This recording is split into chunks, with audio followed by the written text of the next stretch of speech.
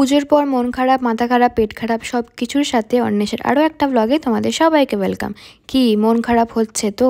এই কদিন সকালে উঠেই রেডি হওয়া, কারণ কোথাও না কোথাও যেতে হবে। আর এখন বাইরে কোনো আওয়াজই নেই।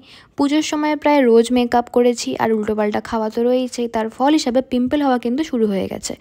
আর তোমরা তো জানোই আমার সেই ম্যাজিক্যাল ডার্মা ফাইন্স আগের ভিডিওতে সবাইকে লিঙ্ক শেয়ার করতে পারিনি, তবে খুব শীঘ্রই ডিটেলড ভিডিও পোস্ট করব। আজ উপরের গাছগুলোতে একটু পটাশ দিয়েছিলাম। আমি গাছ ভালোবাসি, তবে সেগুলোকে হতে হবে সব লো মেনটেনেন্স। ওই সময় মতো রোজ জল আর মাঝে মধ্যে পটাশ আর সার, ব্যাস আর কিছু না। আমার এই শাড়িটা নিয়ে তোমাদের অনেক কোয়ারিজ ছিল। এটা জর্জেট অর্গানজা, পুরো ব্রিঞ্জাল শেড। কোথা থেকে নিয়েছি, কত দাম জানতে চাইলে কমেন্ট করতে পারো, আমি বলে দেবো। আর যেহেতু দ্বাদশী, তাই মন্দিরে সকলকে ভোগ দিয়ে আমরা সেই প্রসাদই খাই। তারপর এমন এক ঘুম দিয়েছি, উঠে দেখি 6টা বেজে গেছে। পুজোর রেশটা কাটছেই না।